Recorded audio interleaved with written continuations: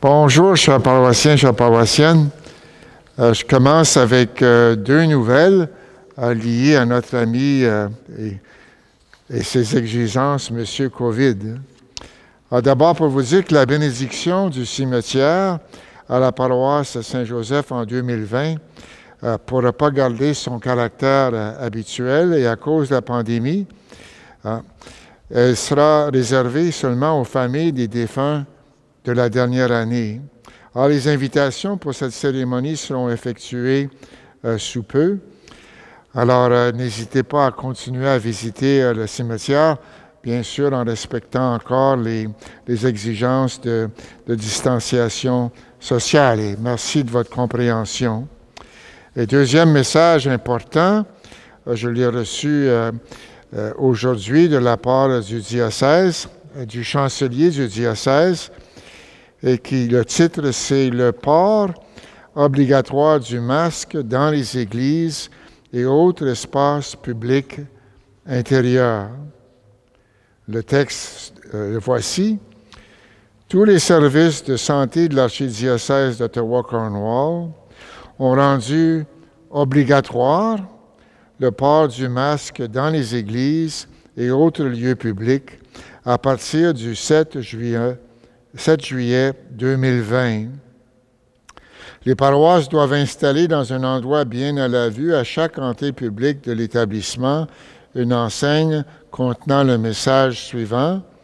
Toutes les personnes qui entrent ou restent dans cet établissement doivent porter un masque qui couvre solidement le nez, la bouche et le menton, tel que l'exige la directive émise en vertu de la loi sur la protection civile et la gestion des situations d'urgence. Alors, pour cette fin de semaine, c'est un temps pour apprendre les directives, mais après, on nous demande d'insister sur l'exigence du port du masque. Et si on n'est pas diligent dans la surveillance de cette directive, on est passible d'une amende considérable. Alors encore, les exigences de notre ami M. COVID. Heureusement, nos amis réguliers sont ici pour l'animation du chant. Merci encore à Virginie et Urbain et à Michael pour la régie technique. Bonne célébration, chers amis.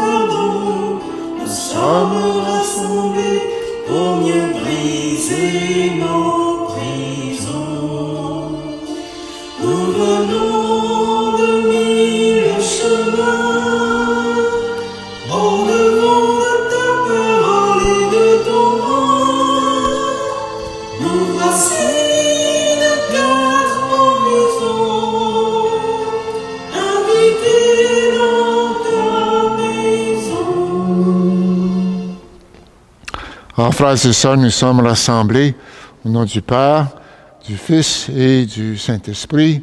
Amen. Le Seigneur soit avec vous. Et avec votre esprit. Préparons-nous à entrer en Eucharistie, nous appuyant sur la miséricorde du Seigneur.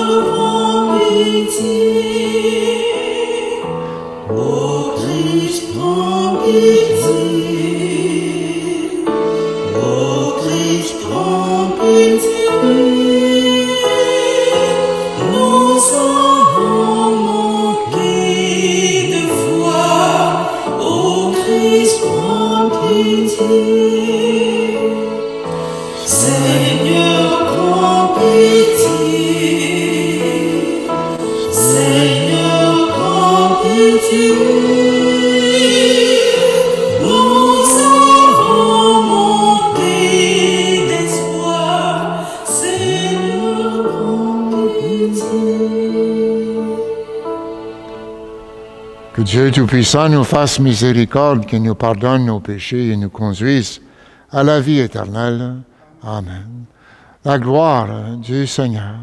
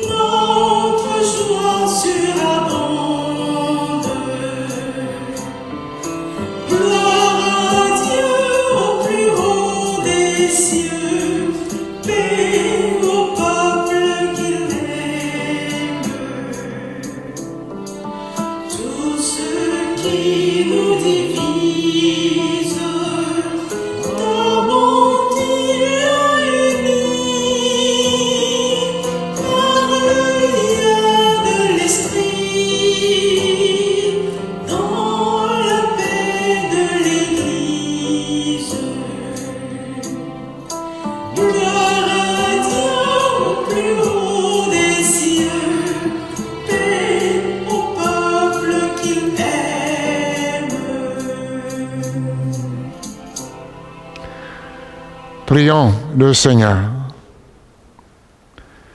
Dieu qui montre aux égarés la lumière de ta vérité pour qu'ils puissent reprendre le bon chemin, donne à tous ceux qui se déclarent chrétiens de rejeter ce qui est indigne de ce nom et de rechercher ce qui lui fait honneur. Par Jésus-Christ, ton Fils, notre Seigneur et notre Dieu, qui règne avec toi et le Saint-Esprit, maintenant et pour les siècles des siècles. Amen.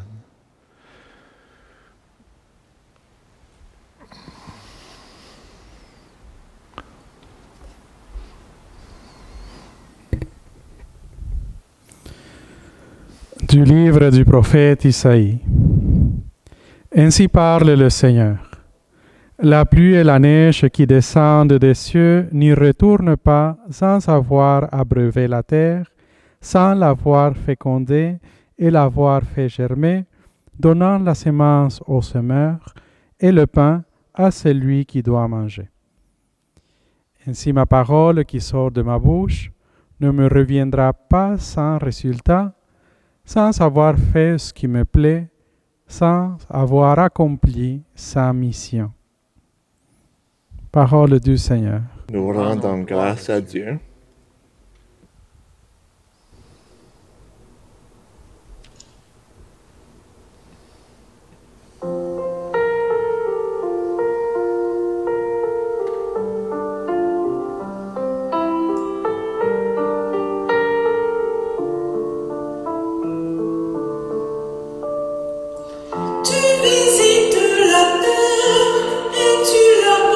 Seigneur, tu bénis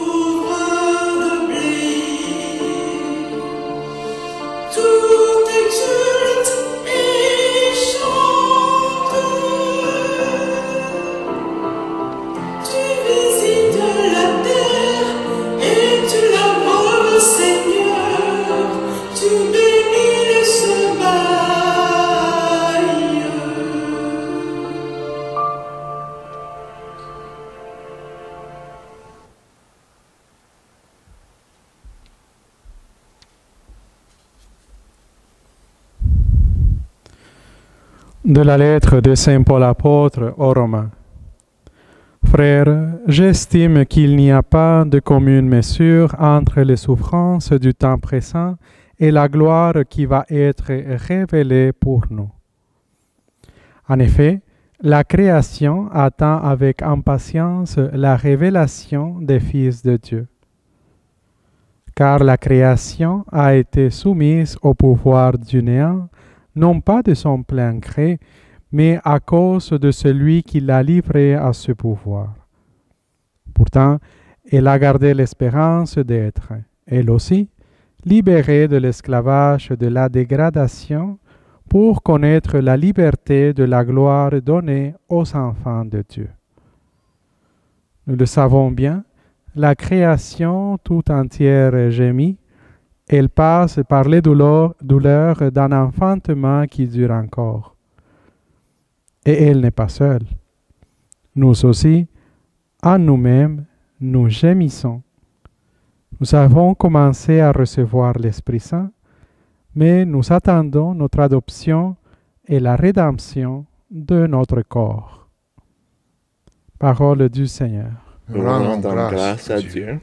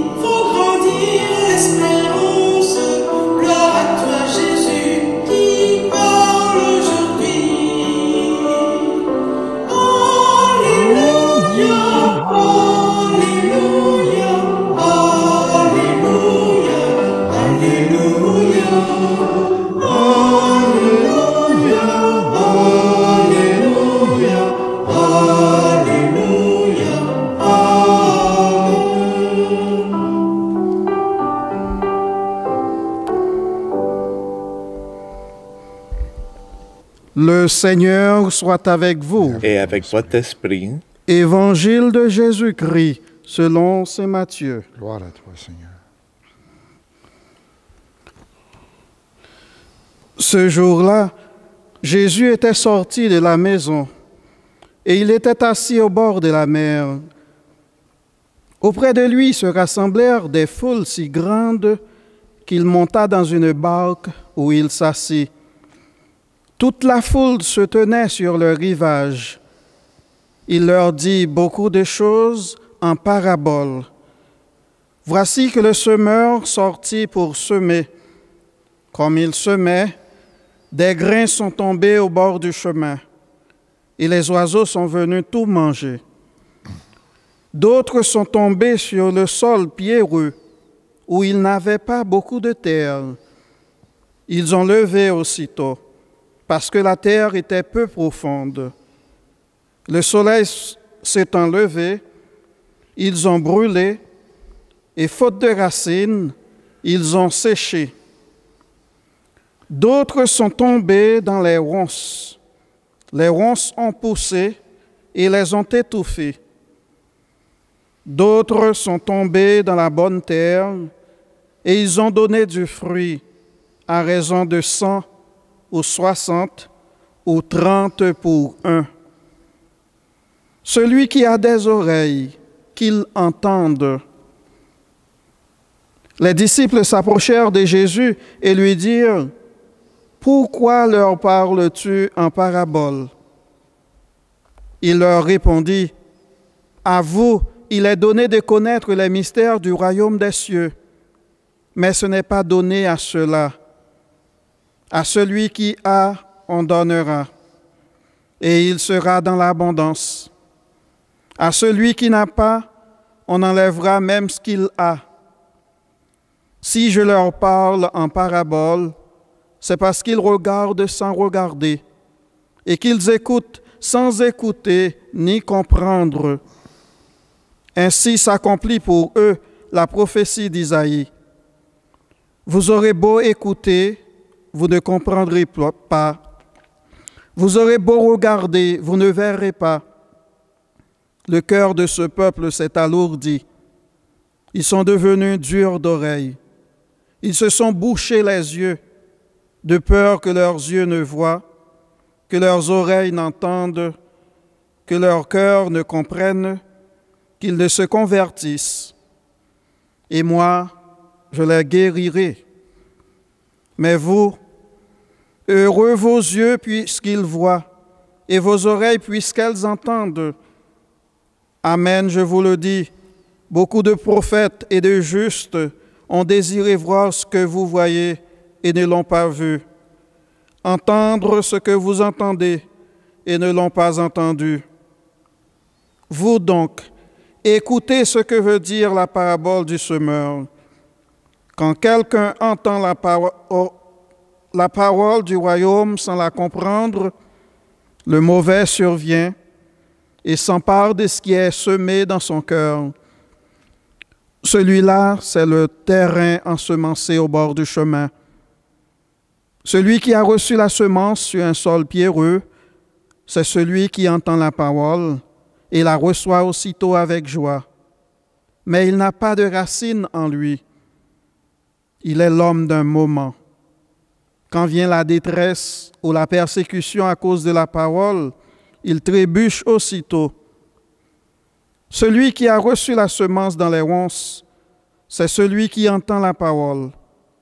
Mais le souci du monde et la séduction de la richesse étouffent la parole qui ne donne pas de fruits.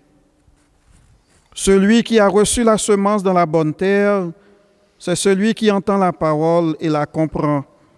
Il porte du fruit à raison de 100 ou 60 ou 30 pour un. Acclamons la parole de Dieu. Louange à toi, Seigneur Jésus.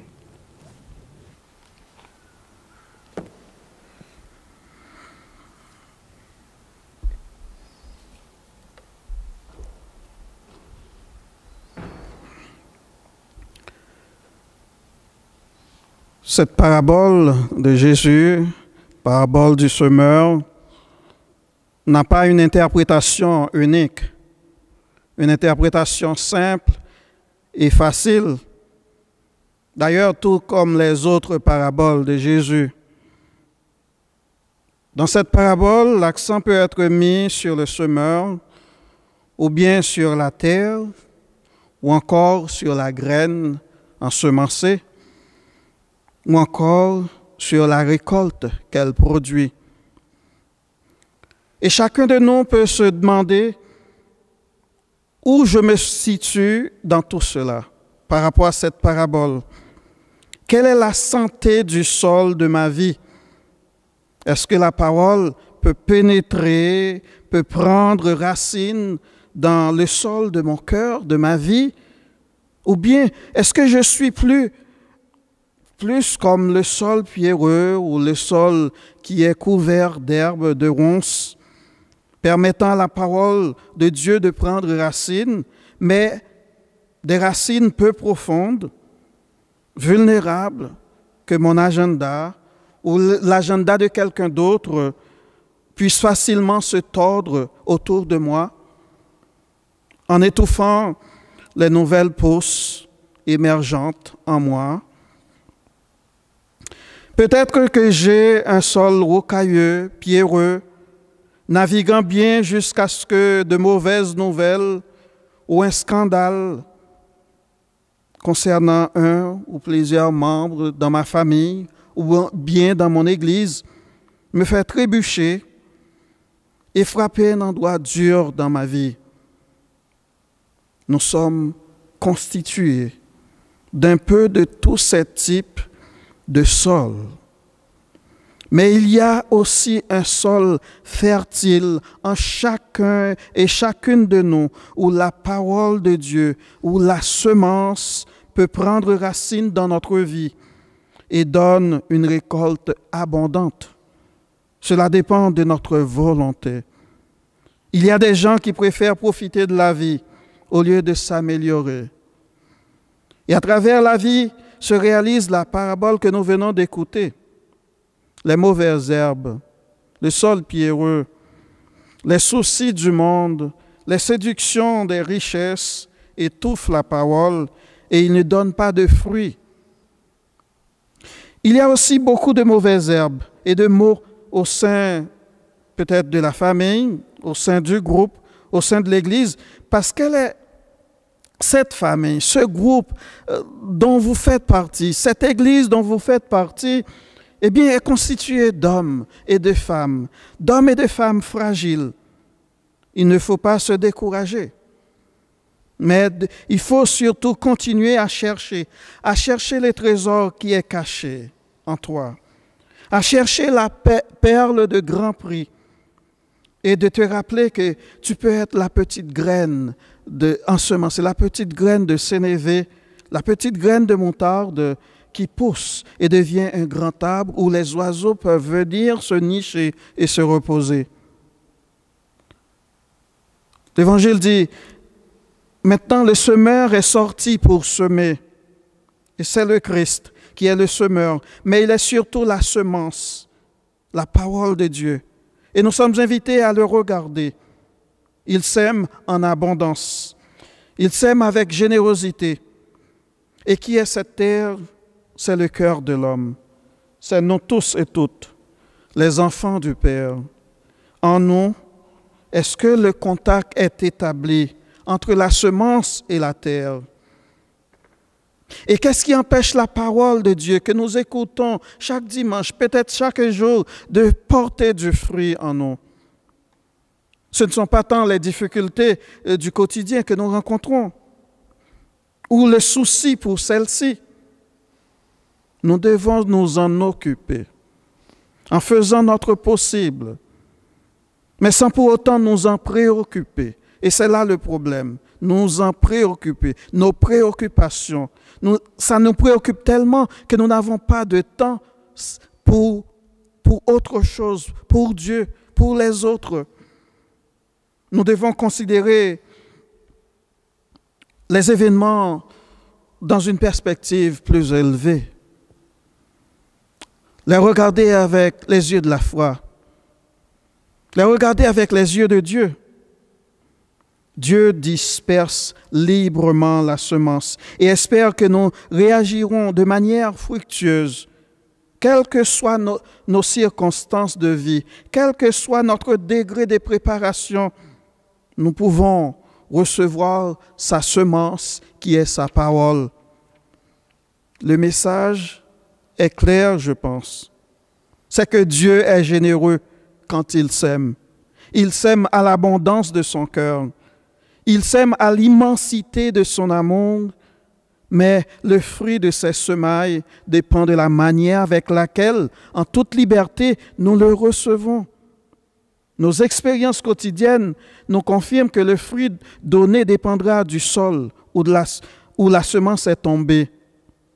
Nous étions, en fait, quand j'étais à l'école primaire, on avait la catéchèse chaque jour, de la première année jusqu'à la 6e année, chaque jour, et parfois 2 fois par jour. Et nous étions une 50aine dans la salle de classe. Et nous allions à l'église chaque dimanche. Et pour bien d'autres, c'est même pendant la semaine. Mais est-ce que tous sont restés chrétiens, catholiques, pratiquants? Non. Il y en a même qui ne vont plus à l'église, qui ne pratiquent plus. Il y en a qui sont même devenus païens, disons, presque athées. Et pourtant, nous avons reçu les mêmes leçons de catéchèse. Nous avons reçu la même semence.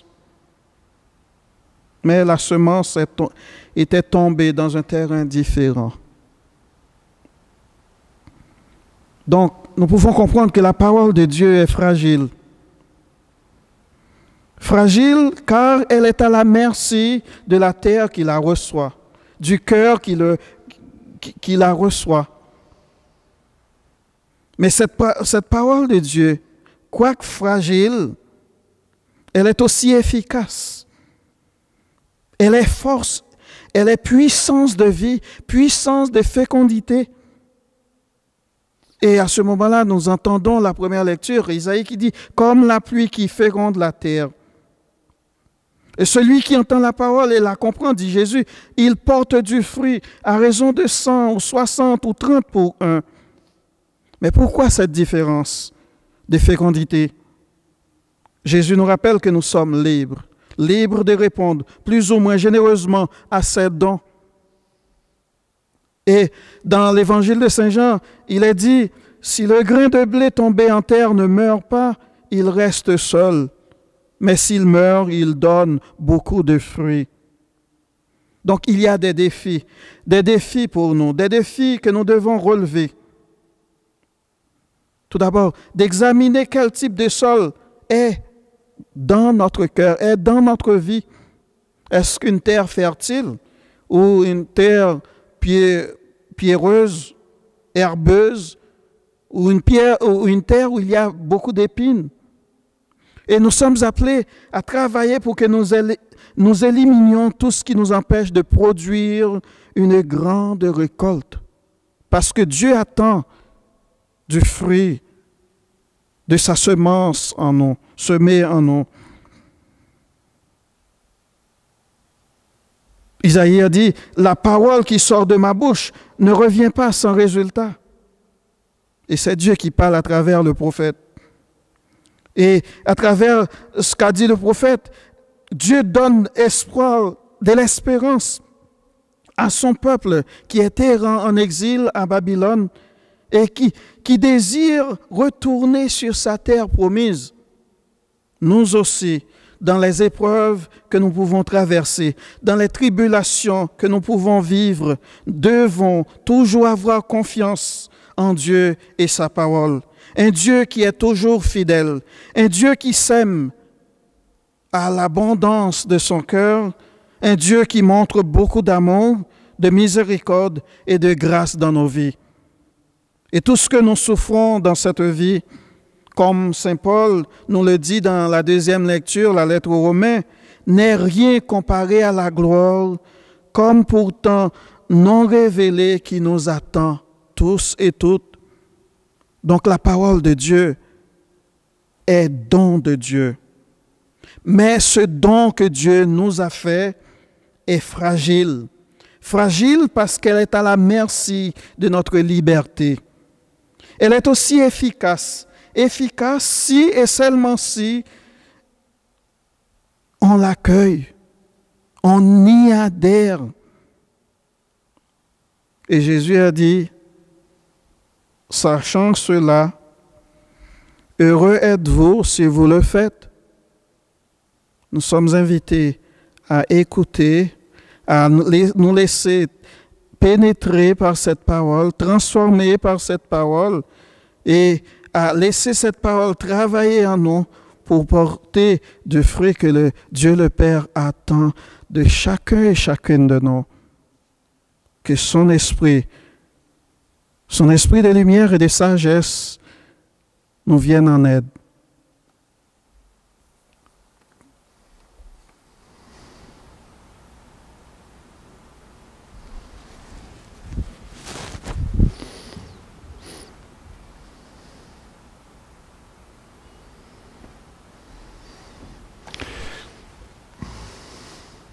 Professons ensemble maintenant notre foi. Je crois en Dieu, le Père Tout-Puissant, Créateur du ciel et de la terre, et en Jésus-Christ, son Fils unique, notre Seigneur, qui a été conçu du Saint-Esprit, est né de la Vierge Marie, a souffert sous Ponce Pilate, a été crucifié, est mort, a été enseveli, est descendu aux enfers le troisième jour, est ressuscité des morts, est monté aux cieux, est assis à la droite de Dieu, le Père Tout-Puissant, d'où il viendra juger les vivants et les morts. Je crois en l'Esprit Saint, à la Sainte Église catholique, à la communion des saints, à la rémission des péchés, à la résurrection de la chair, à la vie éternelle. Amen. Notre Dieu est aussi notre Père. Nos humbles paroles le touchent et vont droit au cœur. Osons donc le prier en disant ensemble, Dieu notre Père, reçois notre prière. Pour le peuple juif qui nous a transmis la parole de Dieu, prions le Seigneur. Dieu notre Père, reçois notre prière. Pour tous ceux et celles qui cherchent une parole nourrissante et vraie pour leur vie, prions le Seigneur. Dieu notre Père, reçois notre prière. Pour les ouvriers agricoles qui supportent chaleur et fatigue, afin que les champs ensemencés produisent des fruits, prions le Seigneur. Dieu notre Père, reçois notre prière. Pour les personnes malades et pour toutes celles pour qui la pandémie a eu de lourdes conséquences, prions le Seigneur. Dieu notre Père, reçois notre prière.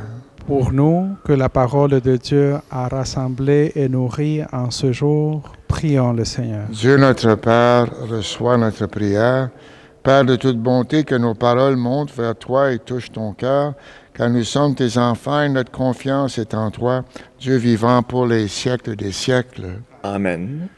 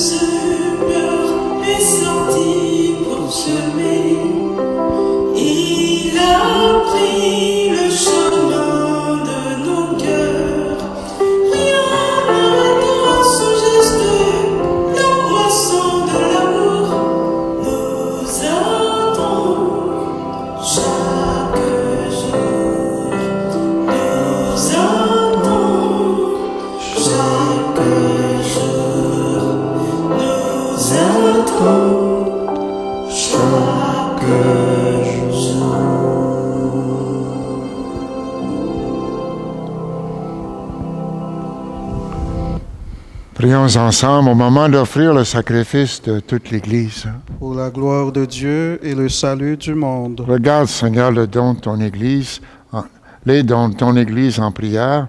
Accorde à tes fidèles qui vont les recevoir la grâce d'une sainteté plus grande. Par Jésus-Christ, ton Fils, notre Seigneur. Amen. Le Seigneur soit avec vous. Et avec votre esprit. Élevons notre cœur. Nous le tournons vers le Seigneur. Rendons grâce au Seigneur notre Dieu. Cela est juste et bon. Vraiment, il est juste et bon de te rendre gloire, de t'offrir notre action de grâce toujours et en tout lieu. À toi, Père très saint, Dieu éternel et tout-puissant, oui, nous le reconnaissons, afin de secourir tous les humains, tu mets en œuvre ta puissance. Et tu te sers de notre condition mortelle pour nous affranchir de la mort. Ainsi, notre existence périssable devient passage vers le salut, par le Christ notre Seigneur, et c'est par lui que les anges assemblés devant toi adorent ta gloire. À leur hymne de louange, laisse-nous joindre nos voix pour chanter et proclamer.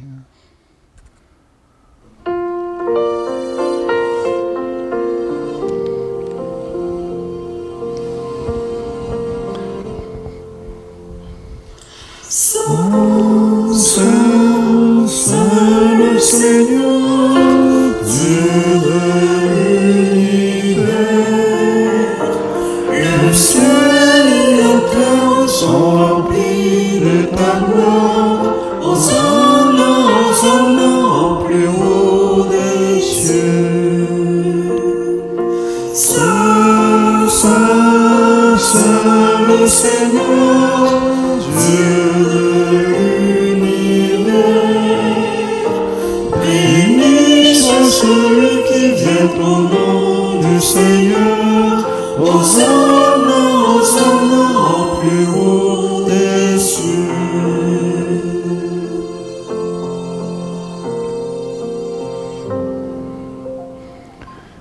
Tu es vraiment saint, Dieu de l'univers. Toute la création proclame ta louange, car c'est toi qui donnes la vie, toi qui sanctifies toutes choses. Par ton Fils Jésus-Christ, notre Seigneur, avec la puissance de l'Esprit Saint, et tu ne cesses de rassembler ton peuple afin qu'il te présente partout dans le monde une offrande pure. Et c'est pourquoi nous voici rassemblés devant toi et dans la communion de toute l'Église ce premier jour de la semaine. Nous célébrons le jour où le Christ est ressuscité d'entre les morts. Par lui, que tu as élevé à ta droite, Père, Tout-Puissant, nous te supplions de consacrer toi-même les offrandes que nous apportons, sanctifie-les par ton Esprit, pour qu'elles deviennent pour nous le corps et le sang de Jésus, le Christ, notre Seigneur.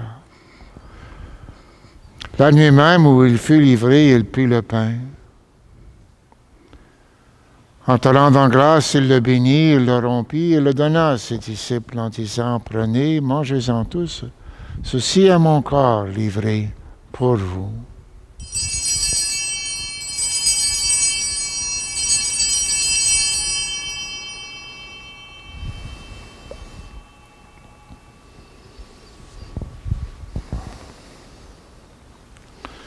De même, à la fin du repas, il prit la coupe. De nouveau, il rendit grâce et la donna à ses disciples en disant, « Prenez, buvez-en tous, car ceci est la coupe de mon sang, le sang de l'Alliance, nouvelle et éternelle, qui sera versée pour vous et pour la multitude en rémission des péchés. Vous ferez cela en mémoire de moi. »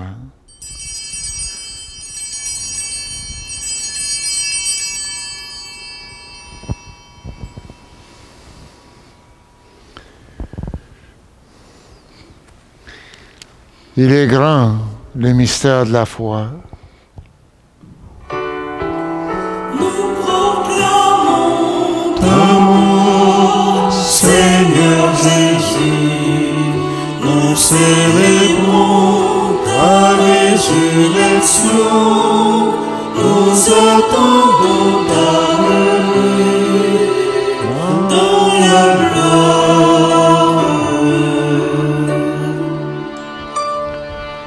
En faisant mémoire de ton Fils, de sa passion qui nous sauve, de sa glorieuse résurrection et de son ascension dans le ciel, alors que nous attendons son dernier avènement, nous présentons cette offrande vivante et sainte pour te rendre grâce.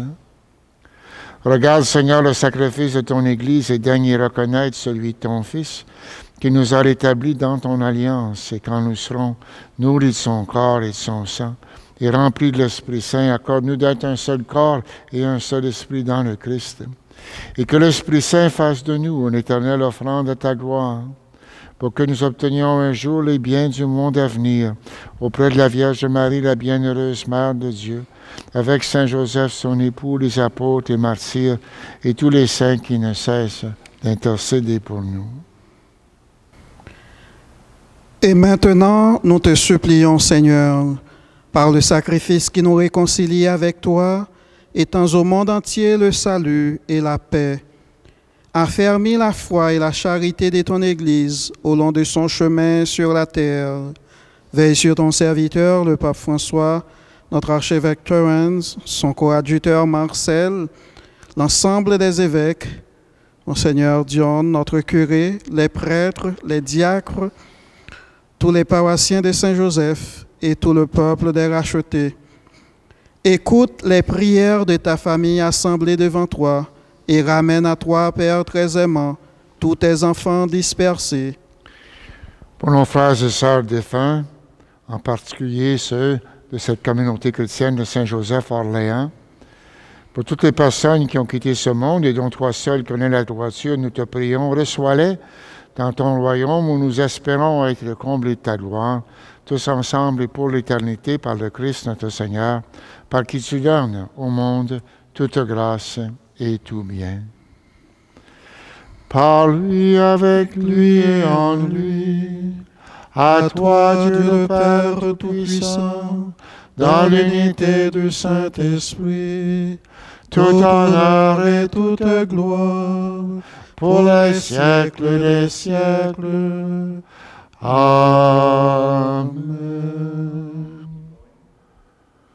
Comme nous l'avons appris du Sauveur, et selon son commandement, nous osons dire, Notre Père, qui es aux cieux, que ton nom soit sanctifié, que ton règne vienne, que ta volonté soit faite sur la terre comme au ciel. Donne-nous aujourd'hui notre pain de ce jour. Pardonne-nous nos offenses, comme nous pardonnons aussi à ceux qui nous ont offensés. Et ne nous soumets pas, laisse pas entrer en tentation, mais délivre-nous du mal. Délivre-nous de tout mal, Seigneur, donne la paix à notre temps. Par ta miséricorde, libère-nous du péché. Rassure-nous devant les épreuves en cette vie où nous espérons le bonheur que tu promets et l'avènement de Jésus-Christ, notre Sauveur. Car c'est à toi qu'appartiennent le règne, la puissance et la gloire pour les siècles des siècles. Seigneur Jésus-Christ, tu as dit à tes apôtres, je vous laisse ta paix, je vous donne ma paix, ne regarde pas nos péchés, mais la foi de ton Église. Pour que ta volonté s'accomplisse, donne-lui toujours cette paix et conduis-la vers l'unité parfaite, toi qui règnes pour les siècles des siècles. Amen. Que la paix du Seigneur soit toujours avec vous. Et avec votre esprit.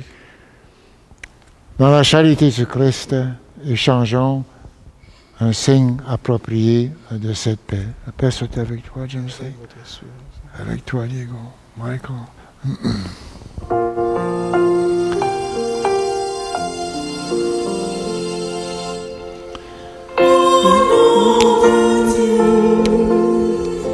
Qui enlève le péché du monde, prends pitié de nous. Prends pitié de nous.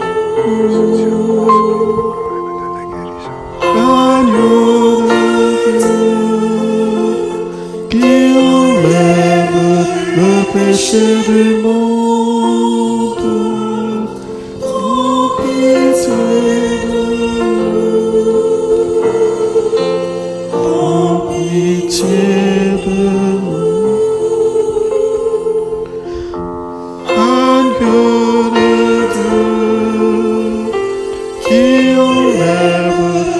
Péché du monde, donne-nous la paix, donne-nous la paix. Heureux les invités au repas du Seigneur, voici l'agneau de Dieu qui enlève le péché du monde. Seigneur, je ne suis pas digne de te recevoir. Dis seulement une parole et je serai guéri. Le corps, le sang du Christ nous garde pour la vie éternelle. Amen.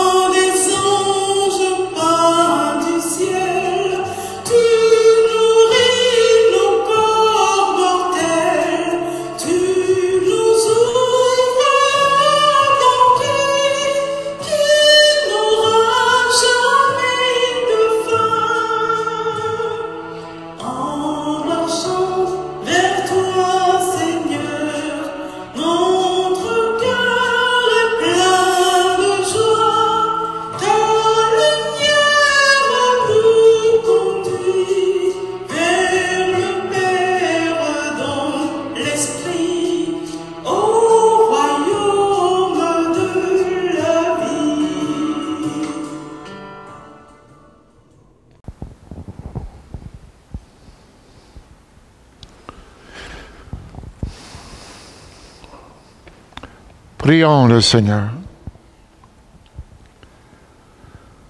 Nourris de ton Eucharistie, nous te supplions, Seigneur, chaque fois que nous célébrons ce mystère, fais grandir en nous ton œuvre de salut par Jésus-Christ, ton Fils, notre Seigneur. Amen. Amen. Le Seigneur soit avec vous. Et avec votre esprit. Et que Dieu Tout-Puissant vous bénisse, le Père, le Fils et le Saint-Esprit. Amen. Amen. Bonne semaine. Allez, dans la paix du Christ, Nous rendons grâce à Dieu.